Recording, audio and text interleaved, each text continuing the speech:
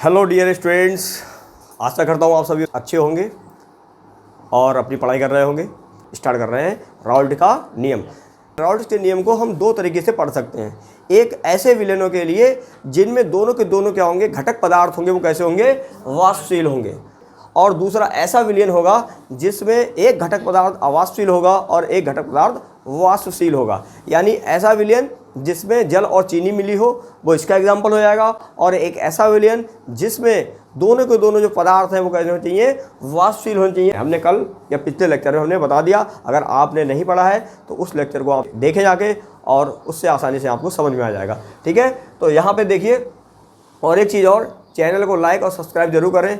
और वीडियो को जब तक पूरा नहीं देखेंगे आपको कुछ पल्ले नहीं पड़ने वाला है। तो छाँट के काट के देखने से कोई फ़ायदा नहीं है। उसको देखना है तो कम्प्लीटली देखें, तभी ज्ञान आपको प्राप्त होगा। ठीक है ना। चलिए फिर स्टार्ट करते हैं। सबसे पहले हेडिंग डाल देंगे, वाष्पशील द्रवों के विलयन के लिए राउल्ट का नियम। तो राउल्ट का नियम क्या कहता है, वाष्पशील द्रवों के लिए किसी द्विघटक विलयन में वाष्पशील द्रवों का आंशिक दाब विलयन में उपस्थित प्रत्येक घटक पदार्थ के मूल अंश के समानुपाती होता है।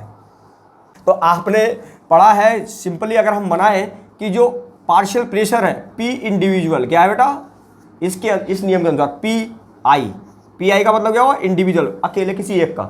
P इंडिविजुअल समानुपाती होता है किसका, काई इंडिविजुअल।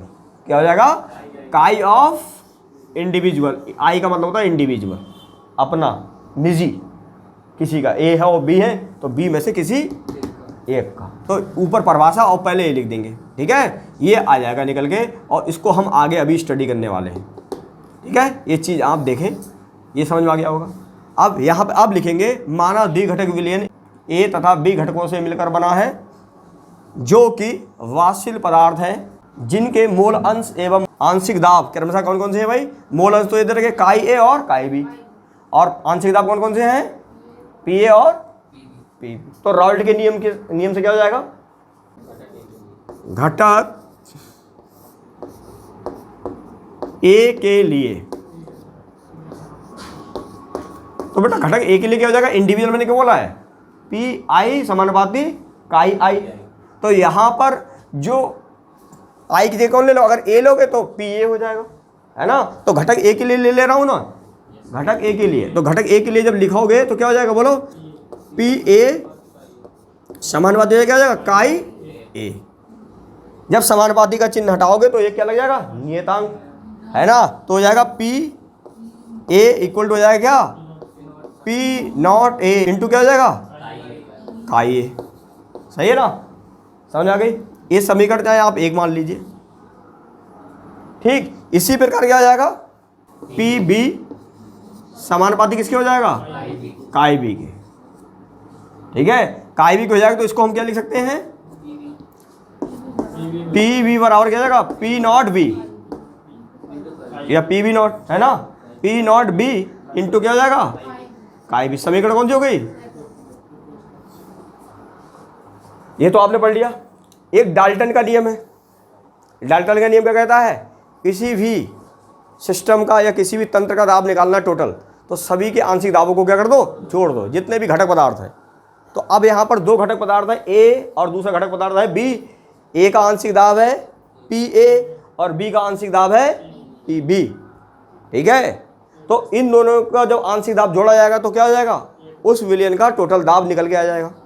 हमें विलयन का दाब निकालना है ना, तो विलयन का दाब निकालने के लिए आपको क्या लगाओगे, यहाँ पर डाल्टन का नियम लगाओगे, आंशिक दाबों का नियम, यानी डाल्टन के नियम के अनुसार। क्या लिख सकते हैं, अब हम यहाँ पर टोटल दाब निकालना है विलयन के लिए, तो हो जाएगा क्या, डाल्टन के नियम के अनुसार, डाल्टन के नियमानुसार विलयन का कुल दाब है वो यहाँ पे हम निकालेंगे, पी टोटल बोलेंगे। क्या बोलेंगे, पी टोटल। पी टोटल जो होगा बराबर किसके हो जाएगा, घटक पदार्थों के आंशिक दाबों के योगफल के बराबर। घटक पदार्थ जो होंगे उनके जो आंशिक दाब होंगे उनके योगफल के क्या हो जाएगा, बराबर हो जाएगा P A plus P B. सही है, बात समझ आ गई। आप PA और PB की वैल्यू रख सकते हैं यहाँ पर। भाई इस समीकरण में PA बराबर कितना दे रखा है, P नॉट A काई A, और यहाँ पे कितना देखा, P नॉट B काई B। इसलिए क्या है, इसलिए P टोटल क्या हो जाएगा, P टोटल बराबर हो जाएगा, है ना। समीकरण एक बार 2 से देख ले, P नॉट A काई A plus P not B काई B। तो इसको हम क्या ले सकते हैं यहाँ पर, P टोटल इक्वल टू लिखा जा सकता है, P टोटल इक्वल टू होगा P नॉट A काई A, ठीक है, plus P not B into क्या जाएगा 1 माइनस काई A। सही है ना, क्योंकि हमें पता है क्या बेटा, काई B बराबर हो जाएगा कितना, काई B बराबर हो जाएगा 1 माइनस काई A। कहाँ से आता है, काई A प्लस काई B वाले फॉर्मूले से आता, नहीं आता है, सही है। तो यहाँ पर जब इसमें आप करोगे सॉल्व तो क्या आ जाएगा बताओ, P टोटल बराबर आ जाएगा, P टोटल इक्वल टू हो जाएगा क्या, P नॉट A काई A प्लस इसको मल्टीप्लाई करें तो क्या हो जाएगा, P not B minus P not B काई A। सही है। जब काई A आ जाएगा तो काई A यहाँ पर कॉमन हो जाएगा, है ना, और जब कॉमन होगा तो क्या हो जाएगा बोलो। इस इक्वेशन को मैं ऐसे लिख सकता हूँ, P नॉट B प्लस क्या लिख देंगे बताओ, माइनस वाले को इसमें घटा देंगे तो क्या कॉमन हो जाएगा, काई A कॉमन होगा, तो इसको लिख सकते हैं काई A इंटू क्या हो जाएगा, P not A minus P not B। समझ में आ गई बात। ये P टोटल इक्वल टू आ जाएगा निकल के, P टोटल। तो इस समीकरण का आप आगे यूज भी करेंगे न्यूमेरिकल्स में, इसको आप नोट कर लीजिए। यहाँ पर ये आ गया कब, ये जो आपने देखा P टोटल जब आया है वो कब आया है, जब विलयन बन गया है। जब अलग अलग होंगे तो इसका वासदाव A वाला होगा, काई का जो A है, A का जो वासदाव होगा कौन सा होगा, P नॉट A होगा, ओरिजिनल स्टेट में अलग होगा। जब विलयन बन जाएगा तो दोनों मिल गए, उनके बीच में क्या बन जाएंगे, बॉन्ड बन जाएंगे आपस में, उनके बीच में इंटरेक्शंस आ जाएंगे। विलयन बनने के बाद अब वो आंशिक दाब अपना जो पहले अलग था वो वाला नहीं रहेगा, अब दाब उसका आंशिक वाला क्या हो जाएगा, चेंज हो जाएगा। मतलब विलयन में जब आ जाएगा तब उसका दाब अलग होगा, और जब वो अलग था एकदम पृथक था तब उसका दाब अलग रहेगा, हाँ या ना। तो क्यों होगा, क्योंकि इनके बीच में आकर्षण बल या प्रतिकर्षण बल कार्य करेंगे। अगर आकर्षण बल कार्य करते हैं तो वासदाब कम हो जाएगा, प्रतिकर्षण बल कार्य करेंगे तो वासदाब बढ़ जाएगा। यानी मैंने पहले ही बता रखा है, और जिसने नहीं देखा है वो पिछले वीडियोस को जाके देखे, वहाँ पे आपको समझ में आ जाएगा, ठीक है। क्योंकि आपने पढ़ रखा है कि भाई जब आप कोई कंटेनर ले रहे हो, ये कंटेनर है कोई माना, इस कंटेनर में आपने वाष्पशील द्रव A और B भर दिए। पहले आप A ले लीजिए, माना इसमें कौन सा ले लिया, A। जब आप A वाला इसमें लेंगे तो उसी का वासदाब होगा, कोई भी ना आकर्षण होगा ना प्रतिकर्षण होगा, क्योंकि वही अकेला है, उसी के अणु है, तो एक ही उनके अणुओं के बीच में आकर्षण प्रतिकर्षण होगा जो भी है। लेकिन जब आप दूसरा कोई ले लेंगे वाष्पशील द्रव, माना आपने दूसरा भी वाष्पशील द्रव ले लिया है, तो उस वाष्पशील द्रव और इन वाष्पशील द्रव दोनों के द्रवों के बीच में क्या होगा, कोई ना कोई इंटरेक्शन होगा, या तो आकर्षण होगा या प्रतिकर्षण होगा, या भी नहीं भी हो सकता है, बराबर हो सकता है। आकर्षण और प्रतिकर्षण भी ना हो और ना आकर्षण हो, तो दोनों के जो आंशिक दाब है तो वो भी क्या होंगे, लगभग बराबर होंगे। लेकिन ऐसा कम है, क्योंकि अलग पदार्थ है तो उसके जो इंटरेक्शन है अलग होंगे, और एक ही पदार्थ के एक जैसे होते हैं। ऐसा तो नहीं हो सकता दो पदार्थों के एक जैसे ही होंगे, बिल्कुल थोड़ा बहुत तो अंतर होगा ही होगा, ठीक है ना। तो यहाँ पर आप देखेंगे कि दो पदार्थ है, अब क्या होगा, अब ये विलयन बन गया है, और इसमें मैंने माना एक क्या लगा दिया भाई, पिस्टन लगा दिया या इसको ढक दिया है। इस विलयन में अब क्या होगा, दोनों जो घटक पदार्थ हैं वो घटक पदार्थों की क्या बनेगी, वाष्प बनेगी।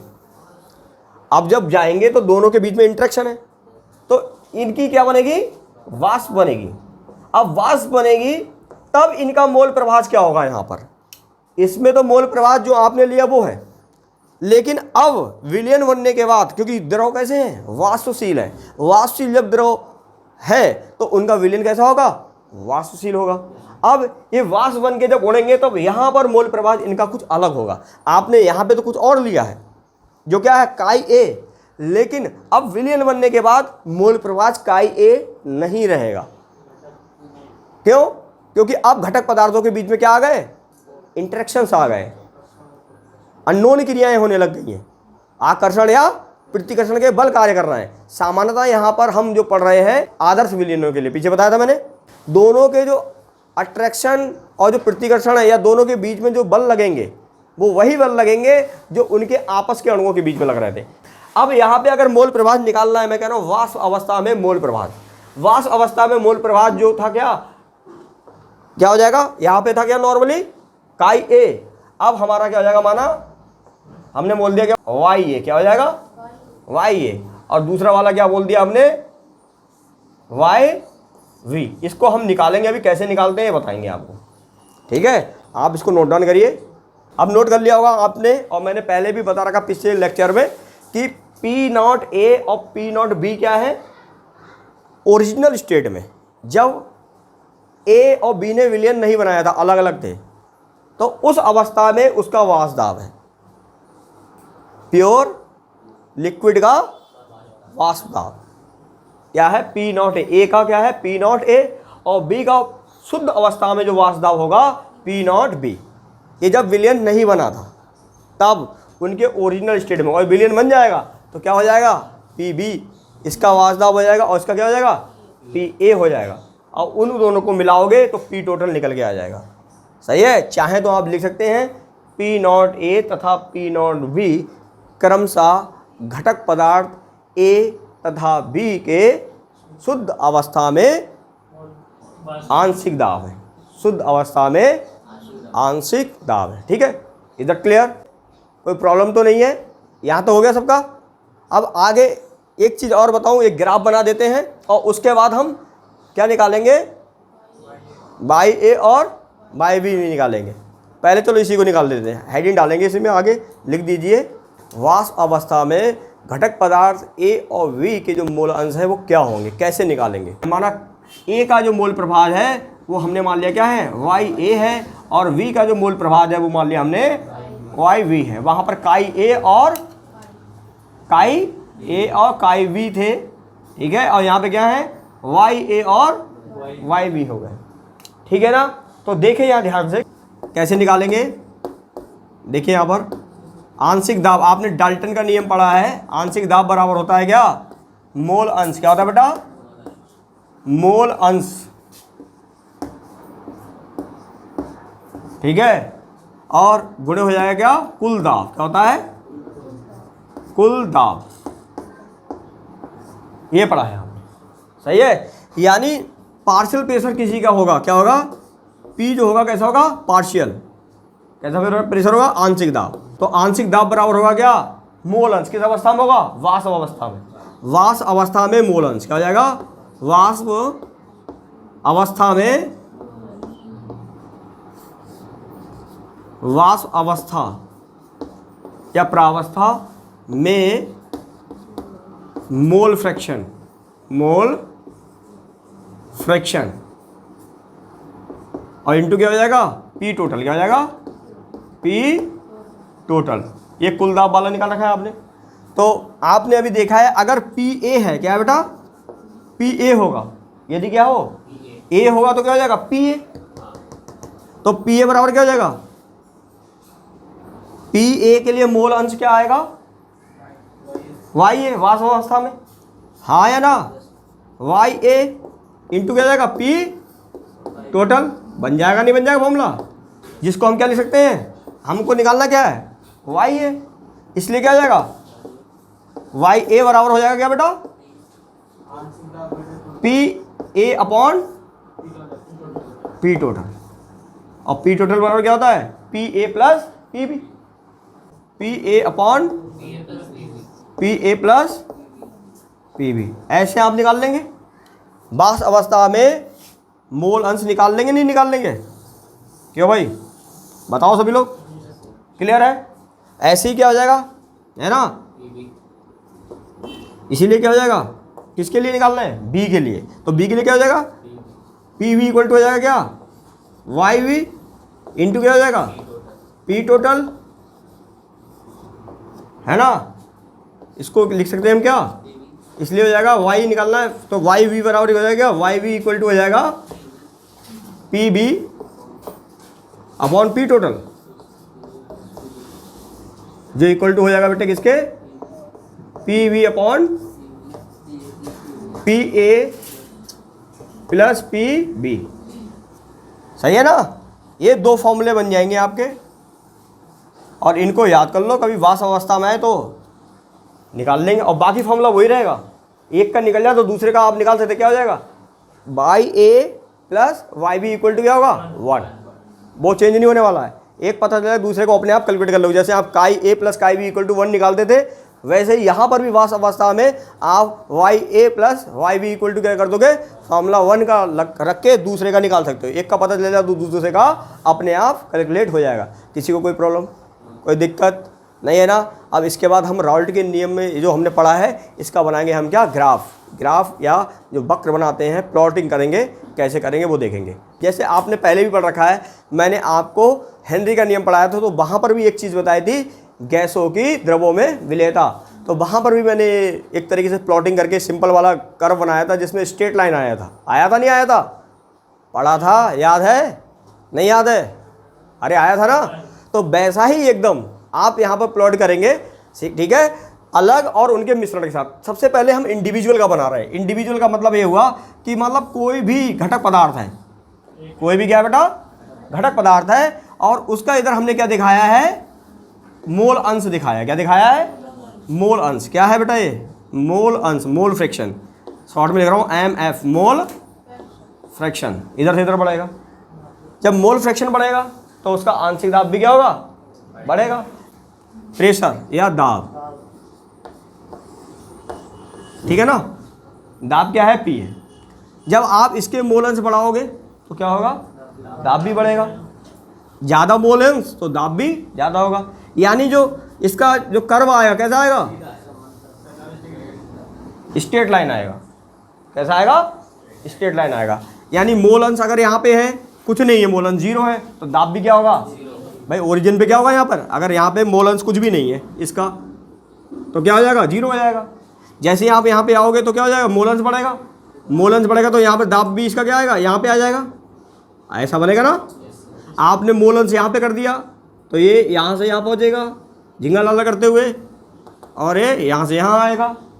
ऐसे ही आप यहाँ पे क्या करेंगे, मोल अंश बढ़ाएंगे तो कर्व कुछ इस तरीके से आएगा या नहीं आएगा, ठीक है। तो इस तरीके से क्या होगा बेटा, यहाँ से यहाँ जाओगे तो यहाँ पर आंशिक दाब आ जाएगा। इस तरीके से जैसे जैसे आप मोल फ्रैक्शन बढ़ाओगे आंशिक दाब बढ़ता जाएगा। जब वो अलग अलग है तब, ठीक है। अब जब उनको मिलाओगे तब उनका आंशिक दाब किस तरीके से परिवर्तित होगा या किस तरीके से उनको प्लॉट करोगे, वो यहाँ पे देखना ध्यान से। इसको जरा ध्यान से बनाए, सभी लोग बना लें। देखिए यहाँ पर इस तरफ हम दिखा रहे हैं क्या, मोल फ्रैक्शन, क्या दिखा रहे हैं, और इधर क्या दिखाएंगे, आंशिक दाब। यहाँ पर आपके पास दो घटक पदार्थ है ए और बी, तो माना बी का आंशिक दाब क्या है, ज्यादा है किससे, बोलो P0 A से, सही है। अब इसका कर्व बनाएंगे तो यहाँ पे माना, जब यहाँ माना आपने क्या ले लिया, इस तरफ आपने P0 A को दिखाया, किसको दिखाया बेटा, P0 A, और B का इस तरफ दे लो P0 B का। समझ आ गई बात। यहाँ पे दाब किसका ज्यादा होगा,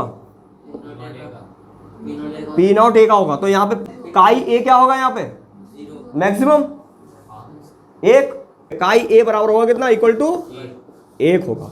तो काई B कितना हो जाएगा फिर यहाँ पर, काई B बराबर होगा यहाँ पे 0। यानी इस पॉइंट पे केवल और केवल कौन होगा, एक मोल अंश होगा, केवल अकेला होगा, तभी उसी का वास दाब आएगा केवल ओरिजिनल स्टेट में। हाँ अभी विलेन नहीं बना है, अकेले अकेले की बात कर रहे हैं, ठीक है। तो ऐसे ही यहाँ पे आएंगे तो यहाँ उल्टा हो जाएगा, यही पॉइंट है ना। तो यहाँ पर अगर बोला जाए यहाँ पे कौन होगा, काई B होगा। तो यहाँ पर काई A इक्वल टू कितना होगा, काई A इक्वल टू होगा 0, और काई B यहाँ पर कितना होगा मैक्सिमम, काई B इक्वल टू होगा कितना 1। जैसे ही आप इधर से इधर आएंगे तो मोल अंश क्या है, बढ़ेगा। क्या बढ़ रहा है इधर, मोल अंश, क्या है, मोल अंश, मोल फ्रैक्शन। इधर से इधर जाओगे तो काई B बढ़ेगा इधर से इधर आओगे तो काई ए बढ़ेगा। बात समझ में आ गई? यानी इधर से इधर जाने पर ए का मोल फ्रैक्शन घटेगा और इधर से इधर आने पर किसका फ्रैक्शन घटेगा? बी का। या उल्टा बोल दो, राइट टू लेफ्ट, तो क्या होगा? ए का मोल फ्रैक्शन बढ़ेगा। और जब लेफ्ट से राइट जाएंगे तो बी का मोल फ्रैक्शन बढ़ेगा। तो यहाँ इस बिंदु पे इसी का, तो इसी का आंशिक दाब होगा केवल। वास्तव है ना वेपर प्रेशर? हाँ है ना, वेपर प्रेशर है एक तरीके से। अब देखो यहाँ पे जब इधर से इधर आओगे तो क्या होगा? इसका वाष्प दाब भी बढ़ेगा नहीं बढ़ेगा? जब इधर से इधर आप आएंगे तो वाष्प दाब बढ़ेगा, क्योंकि इसके मोल अंश बढ़ रहे हैं। तो पहले तो यहाँ पे रहेगा, जब यहाँ 0 होगा यहीं पे रहेगा, फिर यहाँ पे आओगे तो यहाँ इतना हो जाएगा, यहाँ पे, फिर यहाँ पे, यहाँ पे, यानी कुल मिला के इसका एक ऐसा ग्राफ मिल जाएगा यहाँ पे सीधी लाइन वाला। ठीक है ना? अब इधर से इधर जाओगे तो क्या बढ़ा? काई भी। तो इसका ग्राफ कुछ इस तरीके से मिलेगा, सीधी लाइन मिलेगी। इस बिंदु पे आके दोनों मिल जाएंगे, कहता है एकदम पक्के घनिष्ठ मित्र बन जाएंगे। और जब इस बिंदु पे घनिष्ठ मित्र बन गए तो एकदम अच्छा वाला विलेन बन जाएगा, झिंगा लाला वाला। ठीक है? और आदर्श विलेन है एकदम, इनके जो आकर्षण वाले हैं एक दूसरे के जैसे ही ये बराबर है लगभग, इसीलिए इनमें लाइनें कैसी आ रही हैं? सीधी आ रही हैं। ना आकर्षण होंगे ज़्यादा, ना प्रतिकर्षण होंगे।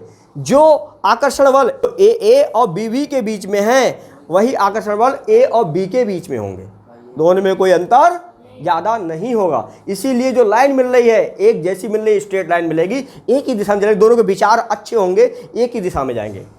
और भिन्न भिन्न विचार वाले मिल जाएंगे, अलग अलग नेचर वाले मिल जाएंगे, तो एक इधर जाएगा, एक इधर भागेगा। समझे नहीं समझे? तो यहाँ पर जो दोनों के इंटरेक्शन है वो लगभग बराबर होंगे। इसीलिए यहाँ पर जो टोटल दाब आएगा एकदम स्ट्रेट लाइन वाला आएगा। इनका जो टोटल करोगे तो टोटल दाब क्या आ जाएगा? स्ट्रेट लाइन में आएगा। ठीक है? तो पी टोटल क्या आ जाएगा? बोलो, पी टोटल हो जाएगा क्या? P A plus P B, है ना? यहाँ पर जो इनका प्रेशर निकलेगा क्या हो जाएगा? पी ए बराबर कैसे निकालोगे? पी अब निकलेगा ना partial pressure, P not a into काई ए। और इसका निकालोगे तो क्या आ जाएगा? पी बी इक्वल हो जाएगा क्या? पी नॉट बी काई बी। तो इनकी वैल्यू रखोगे तो आ जाएगा, आंसर नहीं आ जाएगा? ठीक है? ये है, इसको बना के आएंगे। कभी भी है सीधी लाइन खींचनी, एकदम सीधी लाइन आनी चाहिए एकदम। हमारे चौक से आगे पीछे जैसी भी हो गई हो, लेकिन आपकी लाइन मैच करनी चाहिए एकदम स्ट्रेट लाइन। ये आइडियल विलेन के लिए ही है एक तरीके से। किसके लिए है?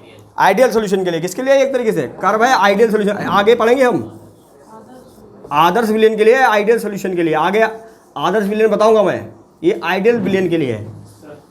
सही है? आइडियल विलेन में स्ट्रेट लाइन मिलेंगी, और जो अनादर्श विलेन होंगे उनमें या तो लाइन झुकी हुई होगी या उठी हुई होगी, कॉन्वेक्स या कॉनकेव। ठीक है? अभी यहीं पे रुकते हैं, फिर अगले लेक्चर में हम बात करेंगे, या अगले क्लास में हम बात करने वाले हैं क्या, जो राउल्ट का दूसरा पार्ट है, राउल्ट के नियम का। आवाजशील पदार्थ युक्त विलेनों के लिए राउल्ट का नियम आगे हम डिस्कस करेंगे। आज की क्लास यहीं रोकते हैं। तब तक आप खुश रहिए, मुस्कुराते रहिए और अपनी पढ़ाई करते रहिए। अगर किसी भी प्रकार की समस्या है तो कमेंट बॉक्स में जाके कमेंट में लिख सकते हैं और अपनी समस्या को बता सकते हैं। सॉल्व करने की पूरी कोशिश की जाएगी। Okay, take care.